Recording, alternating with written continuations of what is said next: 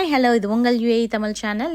சலாம் அலைக்கும். இன்றைக்கி இஃப்தார் டே 6. நாங்கள் இது வீட்டில் தான் வச்சு நோம்பு திறந்தோம்.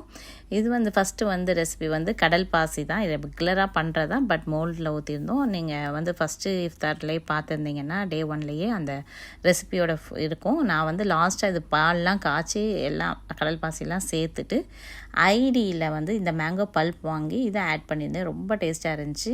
இது மாதிரி ஸ்ட்ராபெரி, கோகோனட் எல்லாமே இருக்குது. ஸோ நீங்கள் எதனாலும் வாங்கி ட்ரை பண்ணுங்கள்.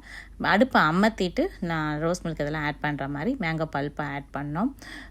ரொம்ப டேஸ்ட்டாக இருந்துச்சு. மோல்டு இந்த மாதிரி ரோஸ் மாதிரி, ஸ்டார் மாதிரி இதெல்லாம் ஐக்கியாவில் கிடைக்கும். எல்லா பக்கமுமே இப்போ கிடைக்கிது. இது மாதிரி ஊற்றி வச்சிங்கன்னா பிள்ளைங்களுக்கு ரொம்ப பிடிக்கும்.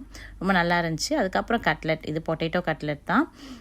4 பொட்டேட்டோ நல்லா வேக வச்சு இப்படி கட் பண்ணி சாப்பரில் போட்டுக்கோங்க. அதோட வெங்காயம் முழுசாகவே போட்டுக்கலாம். பச்சை மிளகா ஒரு 2 பச்சை மிளகா, கொத்தமல்லி ஒரு கொத்து. இந்த கட்லெட் செம்ம டேஸ்ட்டாக இருந்துச்சுங்க. இஞ்சி 4 துண்டு போட்டுக்கோங்க. நம்ம இதை கையாலையும் பிசைவாங்க, மீன்ஸ் வேக வச்சது தான். வெங்காயம்லாம் சின்ன சின்னதாக நறுக்கிட்டு கையாலையும் பசிச்சிக்கலாம். பட் ஆனால் எப்படி போட்டால் ஈஸியாக இருக்கும். இதில் அப்புறம் 1 ஸ்பூன் மிளகாப்பொடி, உப்பு 1.5 ஸ்பூனு, சோம்பு கொஞ்சம் சின்ன ஸ்பூனுக்கு, கரம் மசாலா இது ஆச்சி கொஞ்சோன்னு போட்டேன். அது போக சீரகம் பிஞ்சு தான் போடணும்.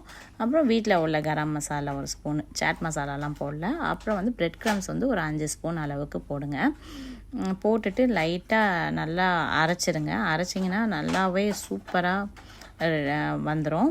நம்ம கையில் போட்டு பிசையணும்னு இல்லை. நல்லா கொஞ்சம் சாகியாக, கொஞ்சம் தண்ணியாக உங்களுக்கு தெரிஞ்சிச்சுன்னா மைதா மாவு சேர்த்துக்கோங்க. மீன்ஸ் கட்லெட் பிடிக்க வராது அந்த மாதிரி கன்சிஸ்டன்சி தெரிஞ்சிச்சுன்னா மைதா மாவு சேர்த்துக்கோங்க. அப்புறம் முட்டை தனியாக அடைச்சி வச்சுக்கோங்க. முட்டை வேணான்றவங்க மைதா மாவும் தண்ணியும் கலந்து வச்சுக்கலாம். இப்போ நாங்கள் முட்டை சாப்பிடுவோம். முட்டை போட்டால் கொஞ்சம் பஃபியாக வரும். ஸோ அவ்வளோதான். இந்த மாதிரி லைட்டாக இருக்கும் போது நம்ம முட்டையிலையும் பிரெட் க்ரம்ஸ்லையும் போட்டால் கரெக்டாக ஆயிரும். கன்சிஸ்டன்சி பயங்கர சாஃப்டாக வந்துச்சுங்க. நல்லா டேஸ்ட்டாக இருந்துச்சு. இது ரெகுலராக வீட்டில் இருக்க மசாலா போட்டே பண்ணிடலாம் யாருனாலும்.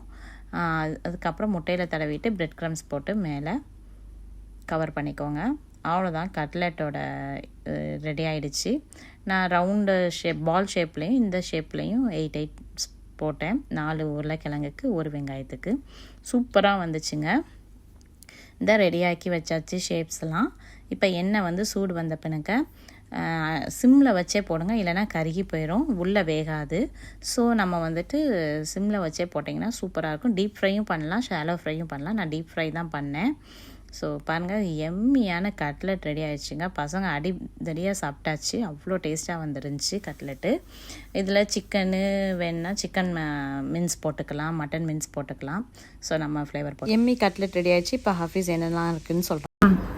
டே 6 ஆஃப் இஃப்தார் நம்ம ஐட்டம்ஸ்லாம் பார்ப்போம்.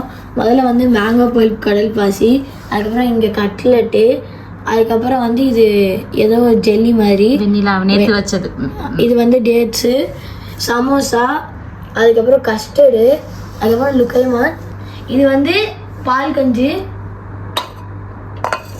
ஆரஞ்சு ஜூஸு, இது நேற்று வச்ச டேங்க்கு. இது எங்கள் பக்கத்து ஹைதராபாத் நைபர் கொடுத்த கஞ்சி. இது ரூ ஹப்ஸா ப்ளஸ் நன்னாரி ஜூஸு. அவ்வளோதான். அப்புறம் சட்னியும் வச்சுருந்தோம் கஞ்சிக்கு. இந்த பால் கஞ்சிக்கு சட்னி இருந்தால் நல்லாயிருக்கும். ஸோ இதுதான் டே 6ஓட இஃப்தார். நல்லபடியாக அல்ஹம்துலில்லாஹ் முடிஞ்சிச்சு. சமோசா ப்ரிப்ரேஷன் பண்ணது. டம்ப்ளிங் வீடியோ என் சேனலில் இதுக்கு முன்னாடியே இருக்குது. கஸ்டர்ட் வீடியோ இன்ஷால்லாஹ் கூடிய சீக்கிரம் போடுறோம். பால் கஞ்சி. ஸோ இந்த வீடியோ பிடிச்சா லைக் பண்ணி, ஷேர் பண்ணி, சப்ஸ்கிரைப் பண்ணுங்கள். இது உங்கள் UAE தமிழ் சேனல். இன்ஸ்டாகிராம், ஃபேஸ்புக்லேயும் எங்களை ஃபாலோ பண்ணுங்கள். தேங்க்யூ.